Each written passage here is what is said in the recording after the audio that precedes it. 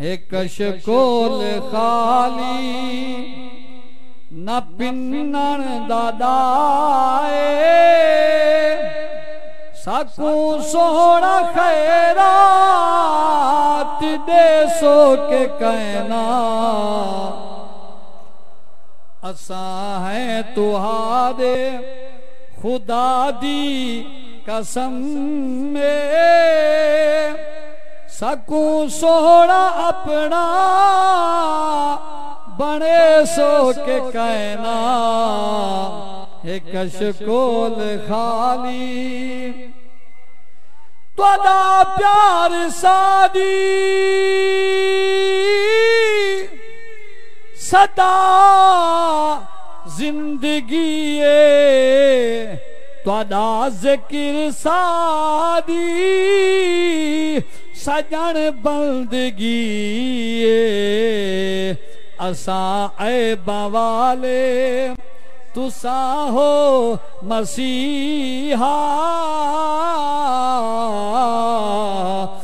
سکوں جام بھر کے پیلے سو کے کہنا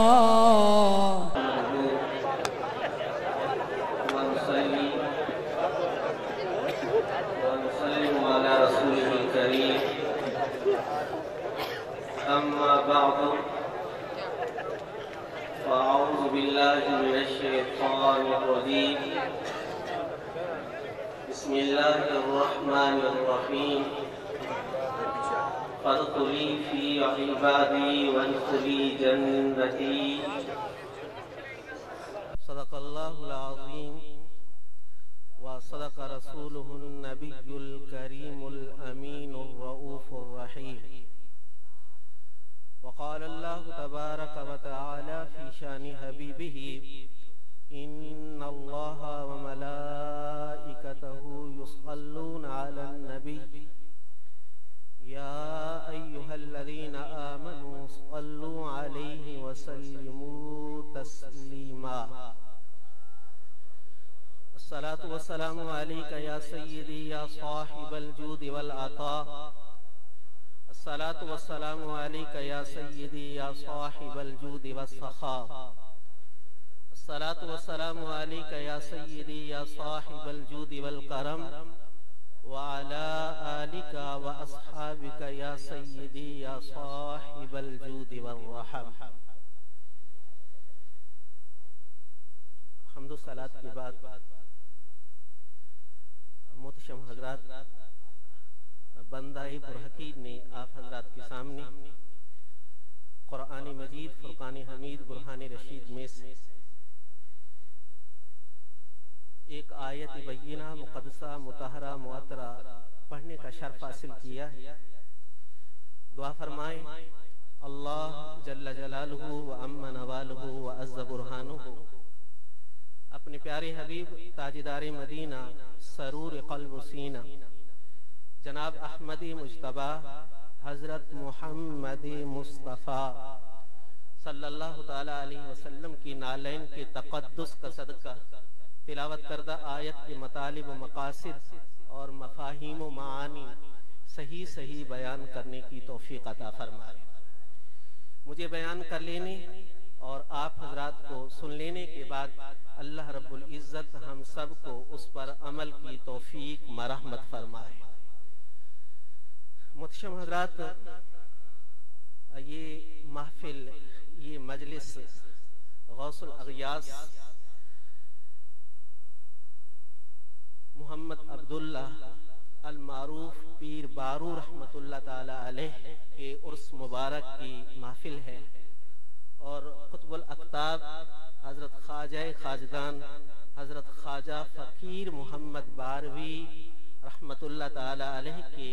عرس مبارک کی محفل ہے یہ محفل انتہائی پروقار انتہائی ذیشان انتہائی نورانی محفل ہے اللہ رب العزت ہمیں اس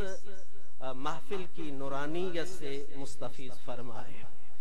اور جس مقصد کے لیے ہم یہاں پر حاضر ہوئے ہیں، اللہ رب العزت اس مقصد کے اندر ہمیں کامیابی عطا فرمائے۔ میں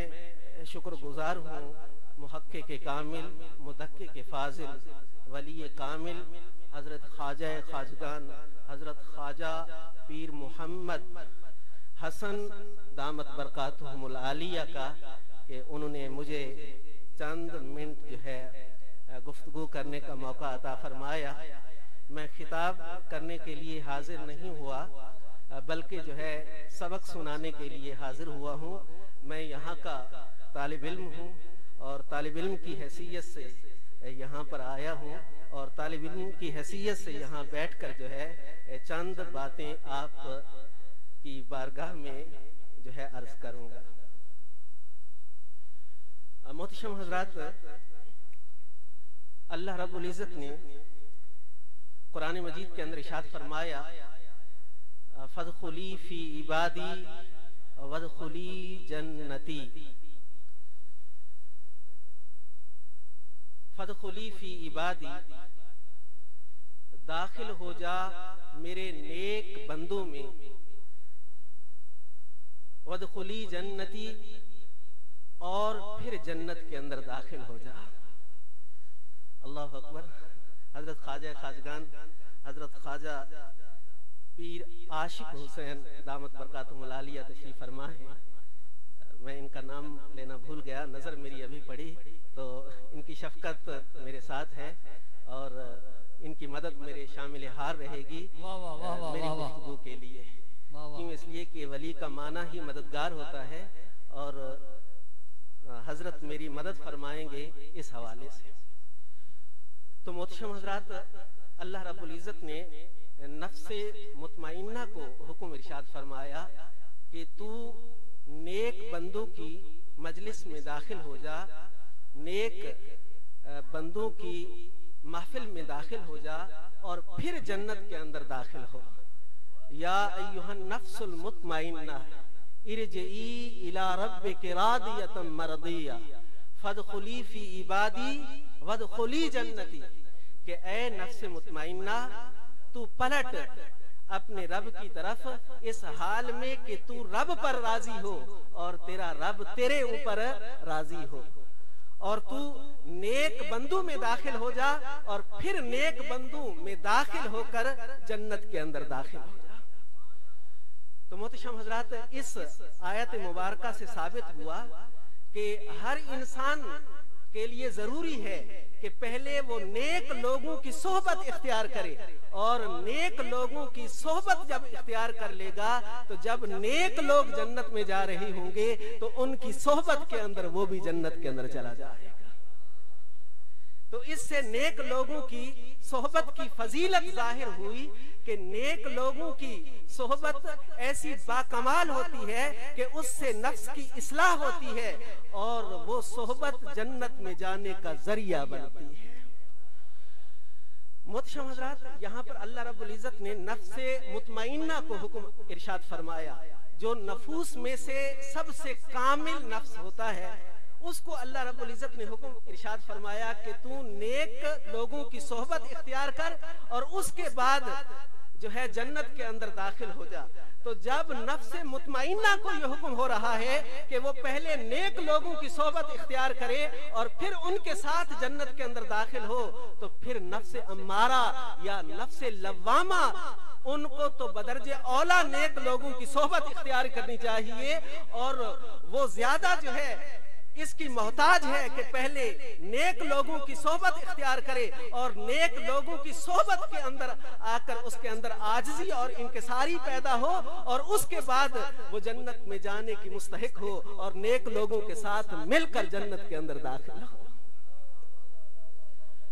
محترم حضرات، نیک لوگوں کی صحبت یہ ایک ایسی چیز ہے کہ جس کی ترغیب اللہ رب العزت کے انبیاء دیتے چلے آئے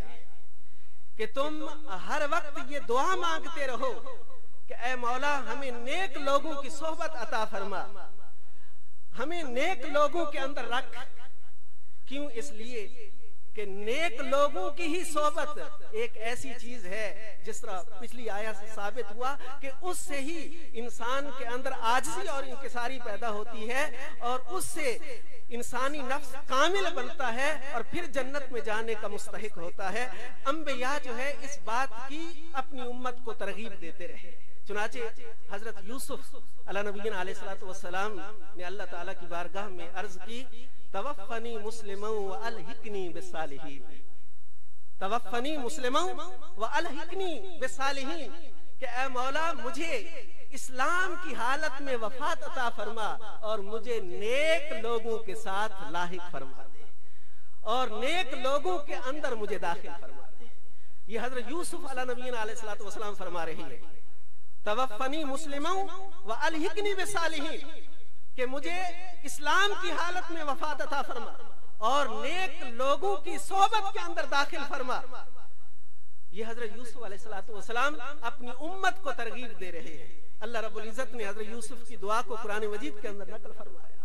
یہ امت کو ترغیب دی جا رہی ہے کہ اے میرے امتیوں، تم ہر وقت یہ دعا مانگتے رہو کہ اے مولا جب بھی ہمیں وفات دینا تو ایمان پر وفات دینا، اور جب تک اس دنیا کے اندر رکھنا تو صالحین کی صحبت کے اندر رکھنا، اور صالحین کے ساتھ ہمیں وابستہ رکھنا۔ یہ انبیاء کرام علیہ السلام کی ترغیب ہے اور تبلیغ ہے اپنے امتیوں کو۔ حضرت ابراہیم علیہ نبینا علیہ السلام وہ اللہ رب العزت کی بارگاہ میں عرض کرتے ہیں، رب ہب لی حکما والحقنی بالصالحین، رب ہب لی حکما، کہ اے مولا مجھے علم عطا فرما، مجھے حکمت عطا فرما، بعض نے نبوت کا معنی بھی کیا، مجھے نبوت عطا فرما، والحقنی بالصالحین، اور مجھے نیک لوگوں کی صحبت عطا فرما، اور نیک لوگوں کی صحبت کے اندر مجھے داخل فرما۔ تو دیکھیے حضرت ابراہیم جو جد الانبیاء ہیں، جد الانبیاء، وہ کیا دعا مانگ رہے ہیں، رب ہب لی حکما والحقنی بالصالحین، کہ اے مولا مجھے علم و حکمت عطا فرما اور مجھے نیک لوگوں کی صحبت عطا فرما اور نیک لوگوں کے اندر مجھے داخل فرما۔ تو یہ بھی حضرت ابراہیم علیہ نبینا علیہ السلام اپنی امت کو تعلیم دے رہے ہیں کہ اے امتیوں یہ دعا مانگتے رہو کہ اے مولا ہمیں علم عطا فرما، ہمیں دانائی عطا فرما، اور ہمیں نیک لوگوں کی صحبت عطا فرما، اور ہمیں نیک لوگوں کی صحبت کے اندر داخل فرما۔ تو نیک لوگوں کی صحبت جو ہے یہ نفس کو کامل بنانے کا ذریعہ ہے، اور جب نفس کامل بن جاتا ہے اور جب نفس راضیہ اور مرضیہ بن جاتا ہے تو پھر نیک لوگوں کی صحبت کے اندر وہی نفس جنت کے اندر داخل ہونے کا مستحق ہوتا ہے۔ محترم حضرات، حضرت امام احمد بن حنبل حضرت بشر حافی کے پیچھے چلا کرتے تھے، تو لوگوں نے اعتراض کیا کہ اے امام احمد بن حنبل، آپ اتنے بڑے امام ہیں اور بشر حافی جس کو لوگ دیوانہ کہا کرتے تھے کہ آپ ایک دیوانے کے پیچھے چلتے ہیں۔ تو حضرت امام احمد بن حنبل نے کیا ارشاد فرمایا؟ فرمایا کہ امام احمد بن حنبل جس خدا کو مانتا ہے، بشر حافی اس خدا کو صرف مانتا نہیں بلکہ اس خدا کو پہچانتا بھی ہے، کہ جس خدا کو میں مانتا ہوں بشر حافی اس خدا کو پہچانتا ہے۔ اور بشر حافی رحمت اللہ تعالی علیہ سے مجھے وہ باتیں ملتی ہیں کہ جو کتابوں کے اندر نہیں ملتی ہیں، جو لکھی ہوئی نہیں ملتی ہیں، وہ باتیں ان کی مجلس سے ملتی ہیں، اس لیے میں ان کے پیچھے چلتا ہوں اور ان کی مجلس میں ان کی بارگاہ میں جاتا ہوں۔ حضرت امام اعظم امام ابو حنیفہ رحمت اللہ تعالی علیہ مجذوب بہلول اکثر لوگ کہتے ہیں، اور بہت سارے لوگ جو ہے دنا بہلول بھی کہتے ہیں، اور دنا بہلول جو ہے وہ زیادہ بہتر، کیوں؟ اس لیے کہ انہوں نے اکثر نے لکھا کہ انہوں نے مجذوبیت جو ہے وہ اپنے اوپر طاری کر لی تھی۔ ہارون الرشید بادشاہ ان کے زمانے میں جو ہے مجذوب بہلول یا دنا بہلول تھے، تو ہارون الرشید بادشاہ جو ہے انہیں تنگ کرتا تھا، ہر وقت اپنی مجلس کے اندر بلا لیتا تھا اور ان کے ساتھ